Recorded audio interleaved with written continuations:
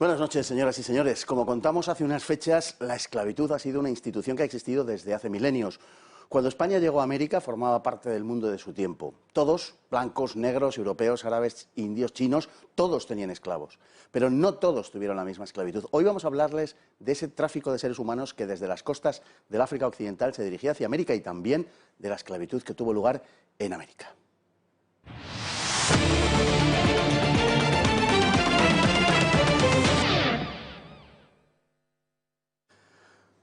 Desde el siglo XVI y hasta el siglo XVIII floreció el comercio de negros que se dirigía hacia el Nuevo Mundo. Millones de africanos fueron transportados a América en unas condiciones por lo general terribles. Estamos, sin duda, ante un espantoso episodio que vamos a tratar de comprender.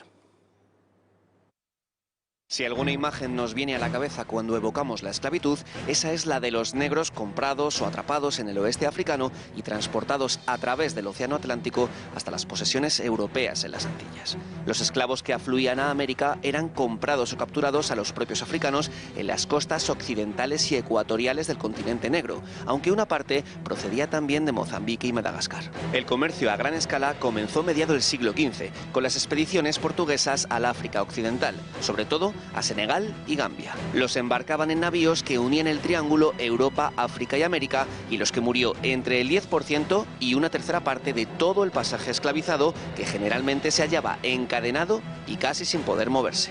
Durante un viaje de varias semanas, en ocasiones hasta 3 meses, los esclavos se veían obligados a tumbarse sobre sus propias heces y orines. Se les solía permitir el paseo por turnos en cubierta, ya que se trataba de que llegasen en buenas condiciones físicas para que no se despreciase la mercancía. Tratando de encontrarles utilidad inmediata y también, por la razón anterior, podían ser destinados a cocinar y fregar. En algunos casos, a las mujeres también se les utilizaba para mantener relaciones sexuales. La compañía mercantil contrataba a un capitán y a una tripulación, que solía ser de unas 30 personas. Se les abonaba la mitad del salario por adelantado, pues era complicado encontrar marineros que quisieran arrastrar los peligros de las rebeliones a bordo y la dureza del viaje. El barco pagaba un seguro del 8% del valor del buque y se dirigía a un puerto africano en el que los europeos estuvieran establecidos. En precarias instalaciones aguardaban los esclavos en manos de las autoridades locales. La compra se hacía contra las mercancías que se traían de Europa, como textiles, metales y alcohol, aunque los africanos preferían las armas. Dependía entonces del buen juicio del capitán la cantidad de esclavos que transportar, pues debía establecerse el cálculo de los mismos con respecto a los víveres que podían embarcarse y su condición perecedera, particularmente con respecto al agua. No pocas veces la tentación del beneficio conducía a una sobrevaloración de la capacidad de transporte del barco con funestas consecuencias. Existían seguros que retribuían la pérdida de esclavos por accidente durante el viaje, pero no que contemplasen su muerte por hambre, de modo que hubo casos en que los negreros arrojaron por la borda el cargamento humano antes de que los esclavos muriesen de inanición. Se calcula que llegaron a América unos 12 millones de africanos, casi todos procedentes del Congo, Angola y el Golfo de Guinea. La mayor parte de este voluminoso contingente se dirigió a las colonias británicas y francesas del Caribe y a Brasil.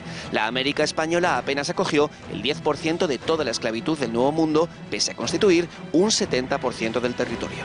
Cuando se compraban familias, estas eran separadas una vez llevadas a subasta, aunque con frecuencia los esclavos no eran transportados con ellas. Hay que tener en cuenta que la compraventa de seres humanos era cosa común en aquel tiempo. Por ejemplo, desde el siglo XVII y hasta el siglo XX se hizo frecuente entre las clases bajas de Australia, Estados Unidos, Gales y Escocia la venta de esposas. Los maridos hacían desfilar a sus mujeres en pública subasta enganchadas al cuello por un ronzal y las vendían al mejor postor, pues, según la ley inglesa, las mujeres eran propiedad de sus maridos. Tener esclavos era caro. El 80% de la población americana jamás los tuvo y en los Estados Unidos solo un 3% los poseyeron. Una parte de los esclavistas eran propietarios negros libres. El historiador afroamericano Henry Louis Gates Jr. señaló como el porcentaje de esclavistas negros entre el número total de negros libres fue considerablemente alto en varios estados: 43% en Carolina del Sur, 40% en Luisiana, 26% en Mississippi, 25% en Alabama y 20% en Georgia. En 1830, el censo daba constancia de 319.599 negros libres que vivían en el sur de los Estados Unidos, de los que 3.775 poseían un total de 12.760 esclavos. En Carolina del Sur, por ejemplo, había 171 esclavistas negros. Por otra parte, hasta fines del siglo XVII, en la América británica la mayor parte de los esclavos eran blancos, no negros, casi todos rebeldes irlandeses y escoceses, que llegaban en las mismas infectas embarcaciones que los africanos. En las plantaciones de Virginia y Maryland, los esclavos blancos eran 4 veces más numerosos que los negros. La vida en las plantaciones era, sin duda, de enorme dureza, y aunque no faltaban los propietarios que maltratasen a los esclavos, lo más habitual era lo contrario. Trabajaban en las minas y los hogares, pero sobre todo en las plantaciones de caña y de café.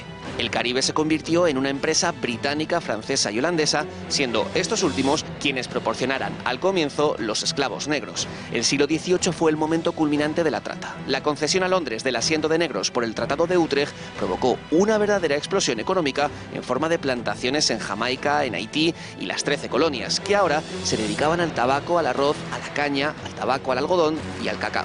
Liverpool, Manchester y Bristol se enriquecieron velozmente hasta que España les retiró el asiento en 1750.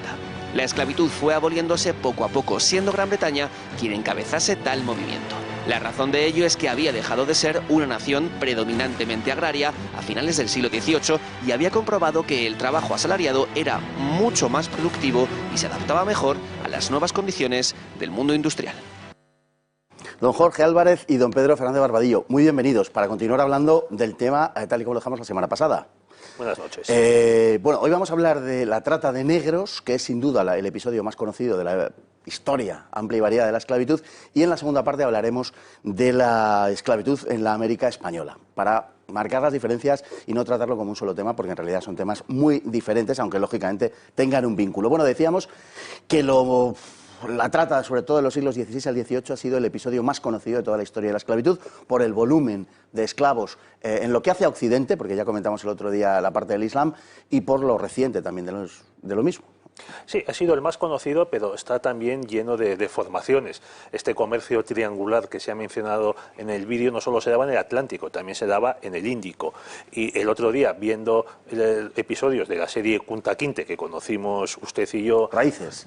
Exactamente, Raíces, el protagonista era Kunta Kinte, allá en los años 70...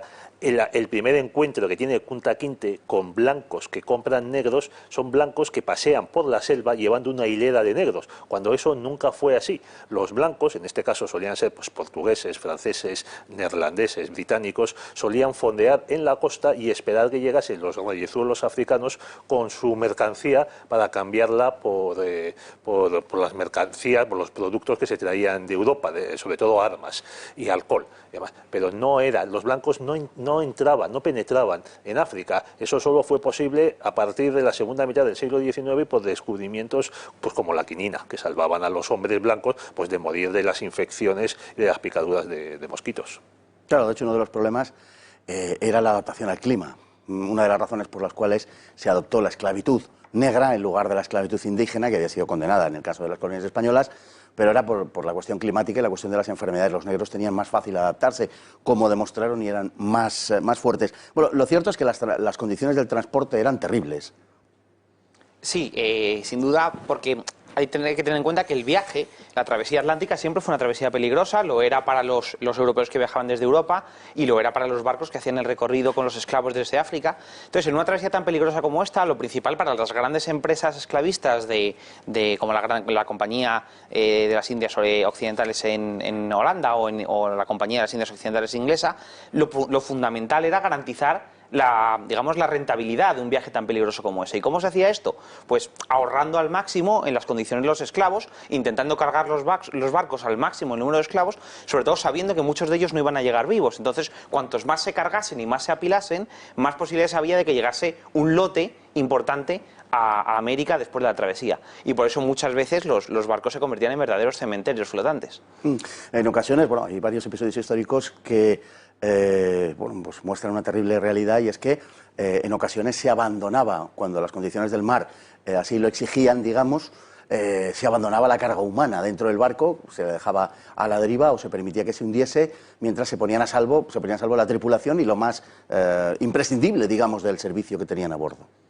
Bueno, eso pasó también, lo describe Joseph Conrad en una novela, Lord Jim, que pasó algo parecido. O sea, ante una tormenta que sorprende a un barco, a un velero británico, pues en la zona del mar Índico, pues el capitán, incitado por la tripulación, que es el protagonista Jim, abandona el barco y diciendo, bueno, pues se hundirá el barco y no tendremos ninguna responsabilidad. Y no, el barco sobrevive y se lo encuentran cuando llegan a puerto en su bote. Y a partir de ahí es la decadencia del personaje, que es lo que cuenta la novela. Contaba un jesuita francés, Labat, él era dueño de esclavos, además en las colonias francesas, creo que Martinica, pero sin embargo era muy crítico con lo que él considera la sobreexplotación de la esclavitud que se daba, y hay una frase horrible que cuenta en sus escritos sobre esto, que dice: siempre que hay barcos negreros en el puerto, los tiburones comen bien, por todos los cadáveres que se arrojaban por la borda de aquellos que no habían sobrevivido a la travesía. Sí, entre un 10% y un 35% de la carga humana de los esclavos se perdía en la travesía, era verdaderamente terrible. Bueno, fue África Occidental la región más devastada, pero lo fue durante la trata europea de los siglos XV al XVIII, XIX, pero hay que decir que lo era ya desde antes también. Había una vieja costumbre por parte de lo que podemos llamar la esclavitud intraafricana, y luego también hasta allí habían llegado los mercaderes árabes.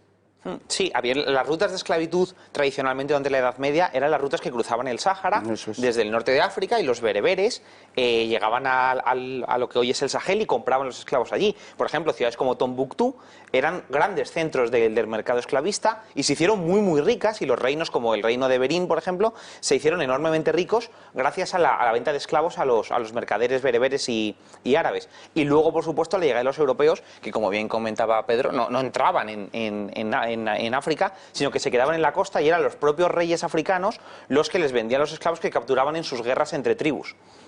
Es importante subrayar esto porque este episodio histórico, desdichado donde los haya, desde luego, y en general la esclavitud, aunque tratamos de explicarla en el contexto, como digo, histórico, ha sido deformado y hoy es utilizado de una forma bastante obscena para propiciar un enfrentamiento entre razas, entre blancos y negros. Y aquí hay que decir que los propios negros tenían esclavos negros, como en el mundo occidental los propios blancos también tenían esclavos blancos.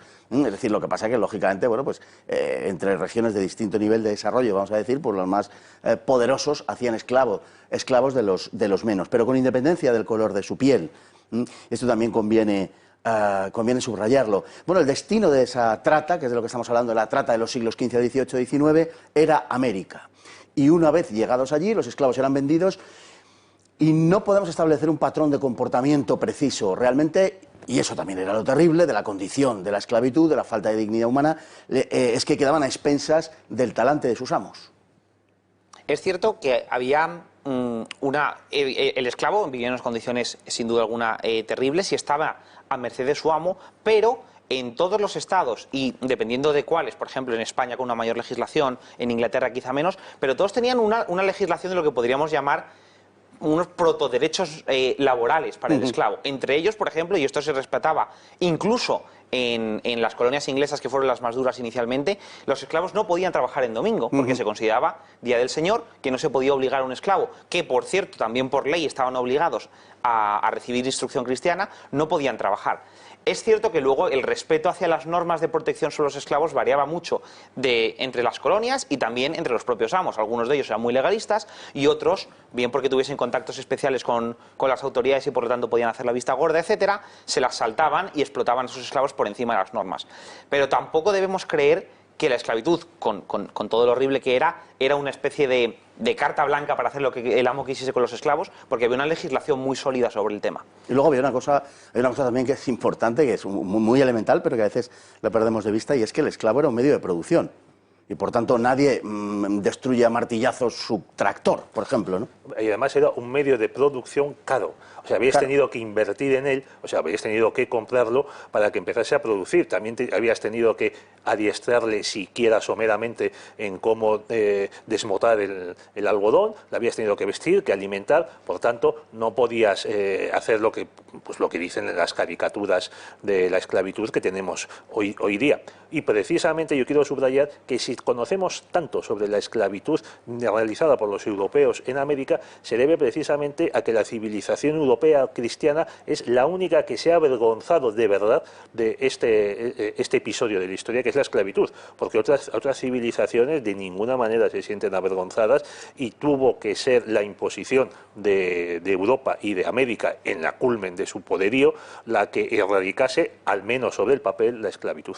Es enormemente interesante esto, ciertamente, es decir, es que va contra la propia esencia del propio Occidente el hecho de la esclavitud, y por eso la civilización occidental es la única que ha cuestionado eso y que ha terminado aboliéndolo. Realmente es así, e incluso ha impuesto esa abolición en otros sitios, en otras latitudes y en otras civilizaciones. Bueno, también hay que decir, por romper el tópico, que hasta la segunda mitad del siglo XVII, entrada ya esa segunda mitad del siglo XVII, en América los esclavos más numerosos no eran negros, eran blancos.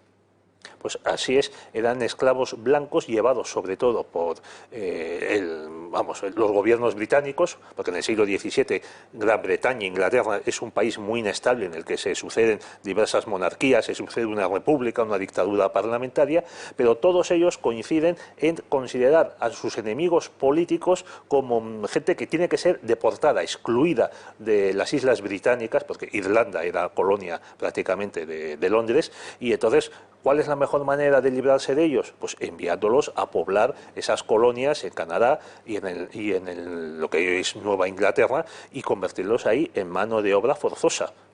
Caso muy parecido lo encontramos en Francia con los hugonotes, los protestantes que estuvieron a punto de hacerse con el control de Francia en el siglo XVI, y en el XVII son finalmente perseguidos por Luis XIV y deportados en grandes números al Caribe como mano de obra esclava.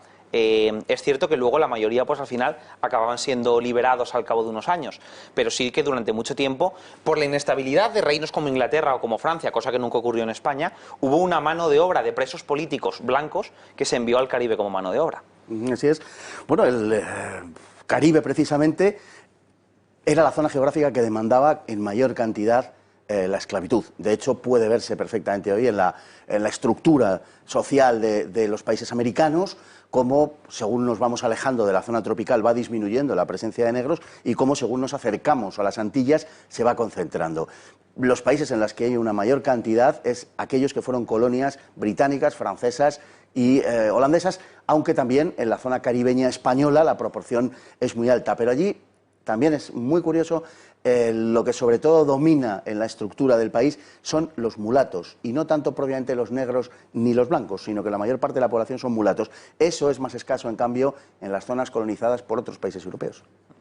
El mulato es como clase social, es importantísimo en la configuración de América, y muchas veces olvidado, y sobre todo en este relato simplista que se hace de guerra racial, pues no interesa recordar eso, ¿no? Como tenemos que hacer literalmente un blanco contra negro, ¿no? Un bueno contra malo, se olvida que gran parte durante siglos, ¿no?, de llegada de africanos a las colonias conviviendo con los blancos, se generó una enorme cantidad de mulatos. Las relaciones, ya fuesen ilegales, extramatrimoniales, o muchas de ellas, sobre todo entre blancos de clase baja, reconocidas entre blancos y negros, generaron una clase mulata que se convirtió en la verdadera clase media de estas colonias. En Cuba, en Puerto Rico, en Haití, en Santo Domingo, los mulatos eran la clase media, que además, al ser hijos de blancos, eran libres, no eran esclavos.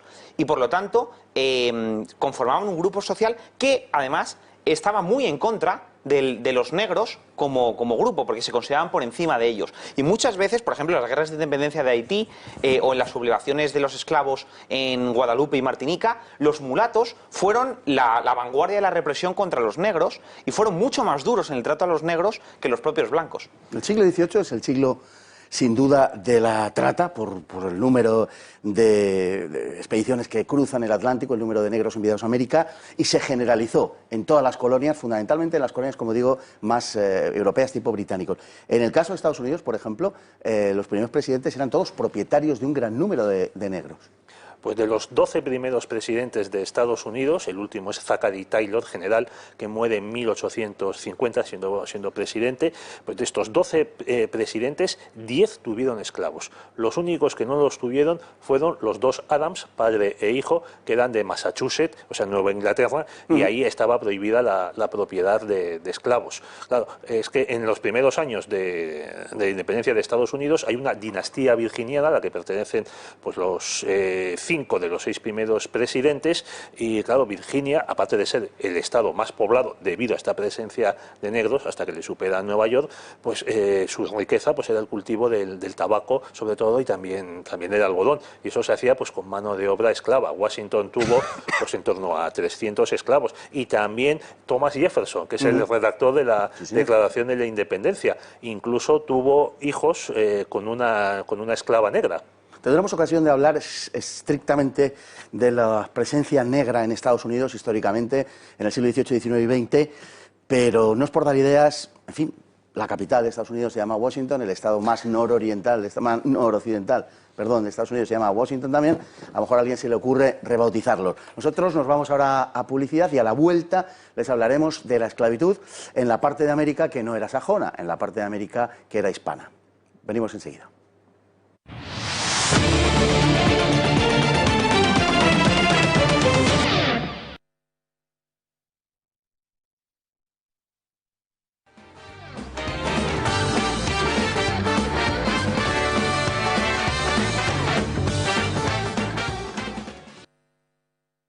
Y en este segundo bloque vamos a hablarle de España, la esclavitud, América, en fin, de todas estas historias. Pero hemos salido primero a la calle a preguntarles a ustedes.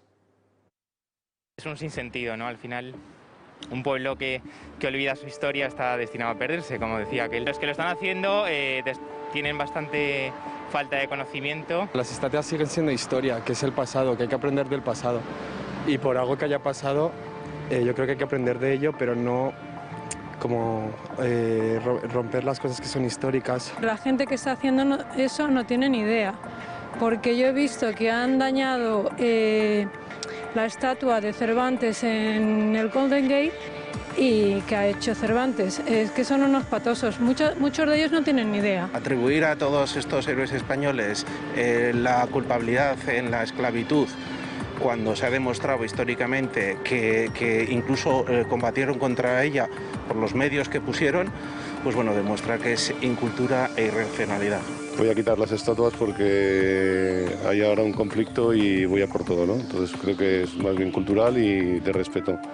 Luego ya si por consenso se quieren quitar las estatuas, que se quiten, ¿no? Pero... En absoluto. No podemos mirar la historia con los ojos que tenemos hoy. Habría cosas que se harían mal, pero ante todo llevamos riqueza, cultura. En general no, sigue habiendo algunos casos que sí, pero yo creo que en general no. ¿Qué va? Ni muchísimo menos. No. De hecho, España hizo una ley para que se pudieran casar entre razas que tiene más de 400 años. O sea que no. No, en absoluto. En absoluto. Jamás. Este país nunca ha tenido colonias y no ha tenido provincias. El caso más reciente era el Sáhara. Los saharauis tenían sus representantes en lo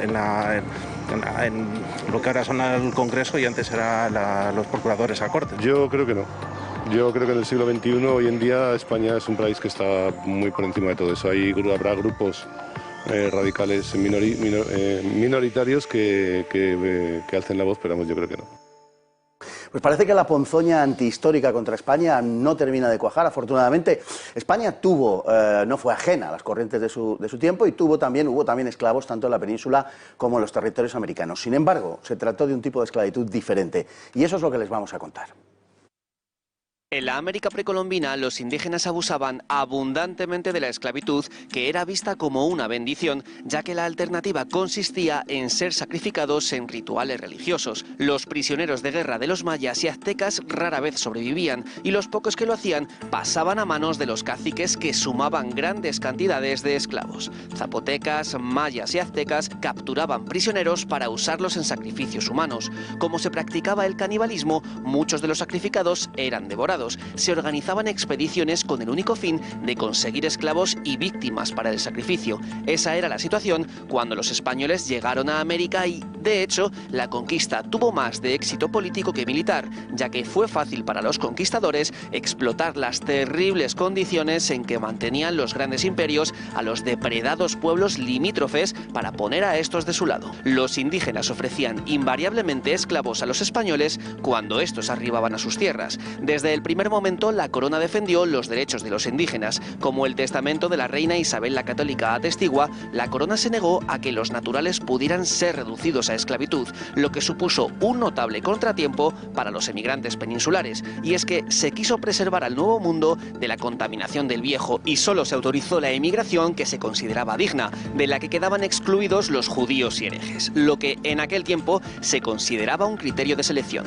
España liberó millones de indios que gemían bajo la cruel e inhumana opresión de los imperios azteca e inca, y con respecto a los usos y costumbres de la época, el trato que se les dio fue, salvadas las primeras 2 décadas, incomparable con el que ningún otro país sobre la tierra otorgó a los naturales de las tierras que descubrían. La esclavitud que se desarrolló en la América española presentó características bien diferenciadas a las de otros países de Europa. Como los indígenas no podían ser esclavizados, se optó por importar negros africanos. Estos nunca fueron excesivamente numerosos en la época hispánica y su punto más alto parece estar mediado el siglo XVII. En ese momento, en Nueva España había unos 35.000 esclavos negros, lo que no es una cifra muy alta. En principio, los negros que se importaron provenían de la península y ya eran esclavos, pero la explotación de las Indias exigía un gran número de brazos y pronto fueron requeridos en mayor número. Los defensores de los indígenas lo solicitaron al rey en la sincera creencia de que la esclavitud, junto a cristianos, era más saludable para su alma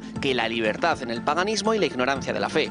Posteriormente, serían clérigos españoles los que desarrollaran las ideas sobre la prohibición de la trata, al cuestionarse la licitud de que la esclavitud de una raza pudiera sustituir a la de otra. En las tierras españolas, el esclavo podía tener dinero y con él comprar la libertad, podía denunciar a su amo y éste no podía venderlo separado de su familia. En América, los esclavos negros recurrían a la Inquisición que, con frecuencia, se pronunciaban en su favor.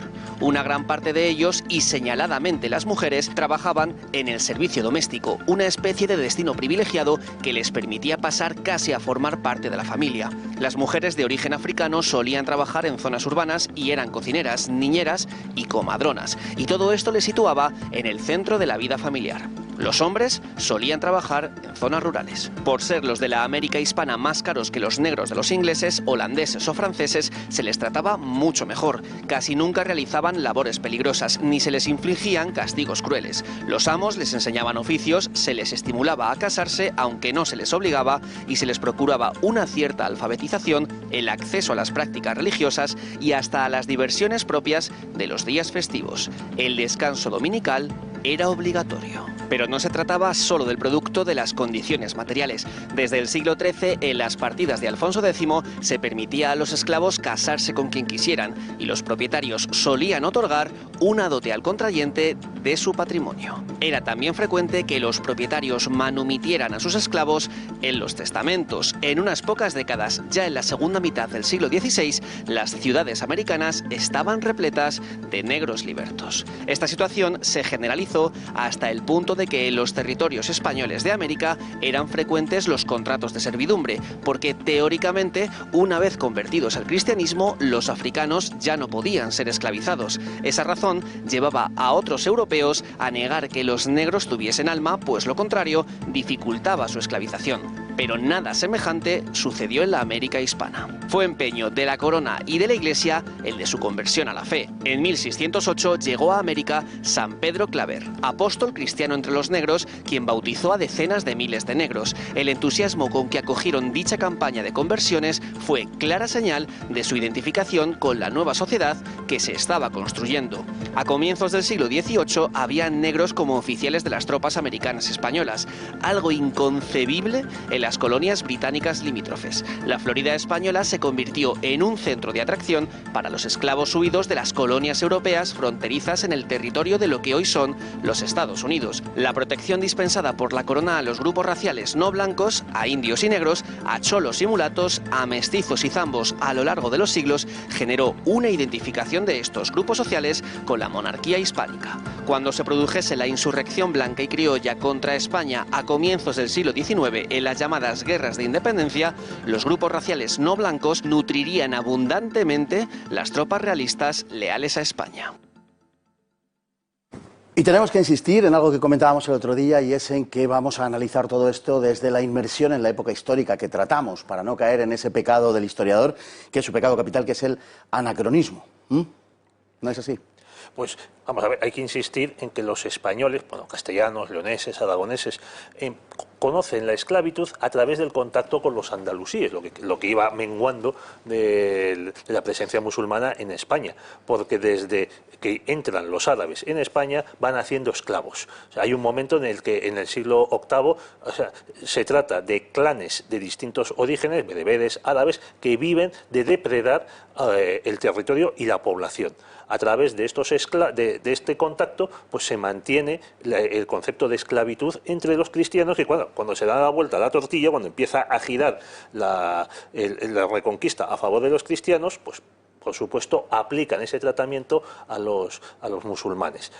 Luego, cuando llegan los españoles a América, se encuentran allí pues esclavos, pero en una cantidad industrial. Por ejemplo, en el Imperio Azteca era muy habitual los que se llamaban los tamemes, que eran grupos de docenas y no de cientos de indígenas que los caciques los usaban pues para transportar madera, para construir caminos, para acarrear piedras, y que estaban pues, como mano de obra que luego es liberada no solo por la acción de los españoles, sino porque los españoles pues llevan el caballo, la mula, el pollino, etcétera. Y si a ustedes les interesan todas estas cosas, que deberían, estoy seguro que a muchos de ustedes, de luego, sí que les interesan, pues tienen el libro de don Pedro Fernández Barbadillo, Historia del Imperio Español. Eso no estaba en mi libro de Historia del Imperio Español, que se lo explica con una enorme claridad por otro lado. Estas cuestiones de las que hablamos y muchísimas otras que nada tienen que ver con esto. Les garantizo que es un magnífico resumen y análisis de la historia del Imperio Español, que no es solo resumen, sino que es un magnífico análisis. Bueno, digamos que en términos generales la colonización española de aquellas tierras es muy diferente a la que llevan a cabo otros países europeos. España se da con sus vicios y con sus virtudes, se da de una forma, digamos, total y completa, y lo que se hace es recrear una nueva España en principio, pero al final acaba resultando una sociedad completamente, no completamente, pero con muchos elementos españoles, pero diferente porque es una sociedad mestiza. Sí, Salvador de Madariaga, por ejemplo, en su libro fantástico de Auge y Ocaso del Imperio Español en América, dedica gran parte a hablar del componente de mestizaje y hablando, como estamos haciendo ahora especialmente, ¿no?, de la población negra, los mulatos, y por ejemplo describe, basándose en las fuentes de época, cómo en grandes ciudades como Lima o como Cartagena de Indias existían las cofradías de negros y mulatos, en las cuales la población de origen africano tenía sus santos de protección, salía en las procesiones de Semana Santa junto con las cofradías de los blancos, organizaba sus fiestas, y luego, por ejemplo, hay escenas interesantísimas, una de ellas en las crónicas de Jorge Juan y Ulloa, cuando recorren el Imperio Español, una crónica de cómo un grupo de negros, algunos de ellos esclavos, un domingo, que por lo tanto no tienen que trabajar, otros de ellos libertos, que se juntaban y asisten a una representación de teatro que hacen ellos mismos de obras españolas clásicas del Siglo de Oro.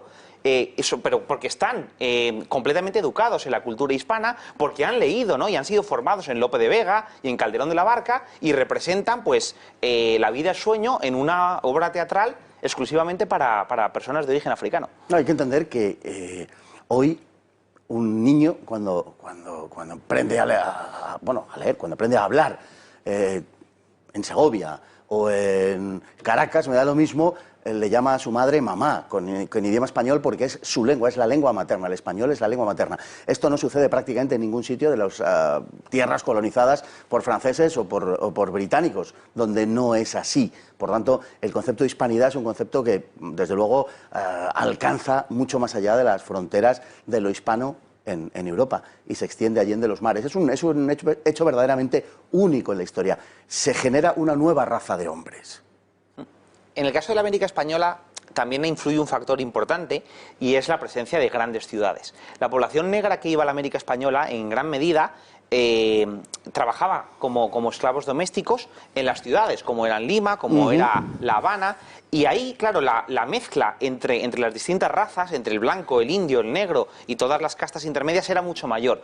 En cambio, las colonias que tenían ingleses, franceses, holandeses, que eran colonias de pura explotación agrícola, casi no hay. De hecho, no existen grandes ciudades en la América no hispana hasta entrado el siglo XIX, Por lo tanto, los esclavos nunca llegaban a tener un contacto directo con los blancos. Vivían en plantaciones, vivían en sus propios campamentos y solo tenían el contacto con el capataz y de vez en cuando con el amo si lo veían cuando no eran amos absentistas. Entonces, claro, el mestizaje que se da en las ciudades españolas no puede existir en las grandes plantaciones que tenían los anglosajones o que tenían los franceses.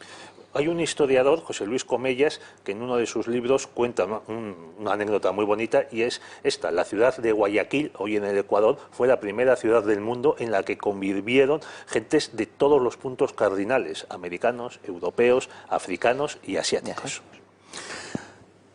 Yéndonos a aquel momento en que los españoles llegan o llegamos a América, se encuentran con una situación verdaderamente, bueno, inconcebible antes de la llegada, pero lo que se está dando, o lo que ellos perciben, es que hay una situación de opresión objetiva de unos indios, de los imperios indígenas, hacia pueblos limítrofes que aprovechan con enorme habilidad, porque básicamente la conquista es o tiene tanto de despliegue de habilidad política para conseguir esa alianza de los pueblos sometidos, como de, digamos, de victoria puramente militar. En gran medida es una victoria política, porque se daba esa situación de esclavitud.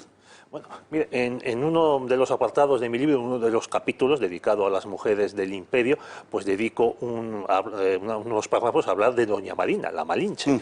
Y esta señora, que es la intérprete de Hernán Cortés, y luego también su amante, hay que decirlo, pues fue regalada a Cortés y sus capitanes como otra docena y media de indias como concubinas por parte de los indígenas para sellar una alianza. Es por eso por lo que, como decía usted, Fernando, estamos ante un mundo en el que la esclavitud es algo normal y en el que, pues claro, normalmente el esclavo pues desea la libertad. Es algo que es un anhelo del ser humano común a todos los pueblos. Y entonces aparecen unos extranjeros desconocidos, muy poderosos, que además aparecen pues con los caballos, con armas de fuego, y que son capaces de derrocar a estos imperios opresores, muy distintos de lo que era pues el imperio romano, y por supuesto se alían con ellos. Es una victoria sobre todo diplomática la de España en las Indias.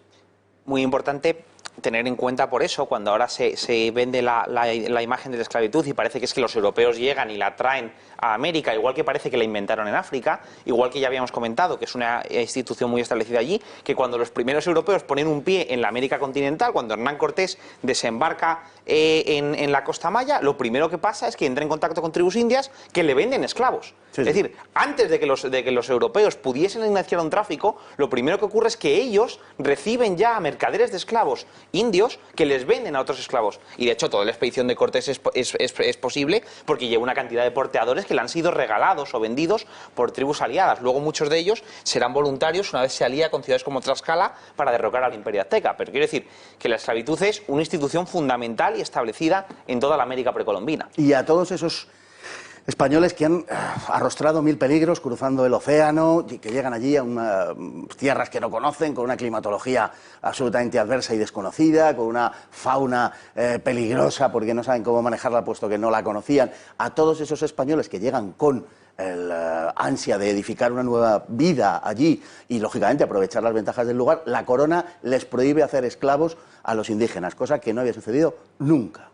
Sí, es algo sorprendente que ya sucede desde el principio. O sea, ya es la reina Isabel la que empieza a prohibir la esclavitud de los guanches en Canarias. Esto sucedió pues, a principios de la década de los 90 del siglo XV, pero se traslada también a las Indias. Y el propio Fernando el Católico ratifica todas las órdenes y todas las reales órdenes y leyes que promulga su mujer, que fallece en 1504. Y en 1516 una real orden de Fernando el Católico, ya como gobernador de Castilla, en nombre de su hija Juana, pues fomenta los matrimonios entre españoles e indígenas. Esto es algo que no ha pasado nunca en ningún otro punto de la historia de la humanidad, y que la segregación matrimonial, racial en los matrimonios ha estado vigente en los países que llamamos avanzados hasta entrado el siglo XX. Con respecto a la población negra, a los esclavos a los que se enviaba a América, hay que decir que uno de los argumentos, hoy puede sonar un poco, puede producir escepticismo, pero hay que, como digo, comprender y ponerse en la época, uno de los argumentos era que, permaneciendo en el paganismo, puesto que no había salvación fuera de la Iglesia, todas esas almas se perdían, y que en lugar de eso, llevándolos a América, se hacía por ellos mucho más, pese a reducirlos a la esclavitud, puesto que se les permitía conocer la vía de la salvación de sus almas. Era un argumento muy de peso en aquel tiempo histórico. Así es.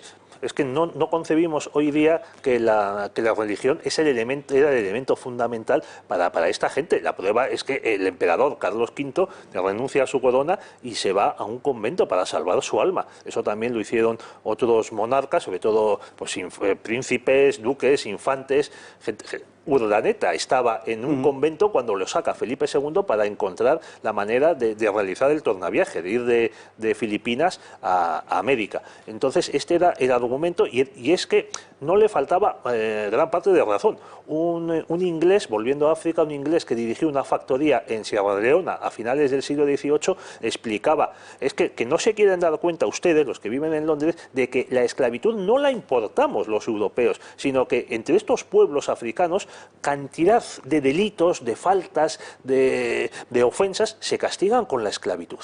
Entonces, ¿dónde va a estar mejor ese africano? ¿En un sitio donde por no agacharse ante el amo se le condena a la esclavitud, o en América? Y además la situación, nos queda poco tiempo, pero la situación en las zonas españolas era, comparativamente a lo que sucedía en las colonias de otros países, era francamente benigna.